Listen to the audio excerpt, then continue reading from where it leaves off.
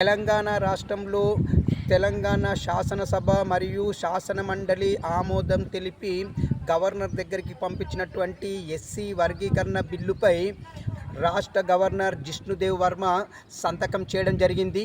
ఏది ఏమైనా ఎస్సీలో ఉన్నటువంటి 59 ఉపకులాలని 3 గ్రూపులుగా విభజించి మొత్తంగా 15% రిజర్వేషన్లు ఇవ్వాలని ఏదైతే రాష్ట్ర ప్రభుత్వం తలపెట్టిందో, మరి ఈ బిల్లుకి గవర్నర్ ఆమోదము తెలపడము చాలా అభినందించదగ్గ విషయం అండి. త్వరలోనే వర్గీకరణకు సంబంధించి ఉత్తర్వులు వెలువడనున్నాయని చెప్పేసి రాష్ట్ర ప్రభుత్వ వర్గాలు వెల్లడించాయి. మరియు ఎస్సీలకు సంబంధించి ఈ వర్గీకరణ వల్ల ఎన్నో ప్రయోజనాలు ఒనగూరుతాయని చెప్పేసి ఎస్సీలు ఎంతోగానో సంతోషపడుతున్నారు. మరియు రాష్ట్ర ప్రభుత్వానికి కూడా కృతజ్ఞతలు తెలియజేయడం జరిగింది. మరి ఈ ఎస్సీ వర్గీకరణ బిల్లుపై మీ అభిప్రాయాన్ని నాకు కామెంట్ రూపంలో తెలియజేయండి. ఇట్లు దినేష్ గంగసాని.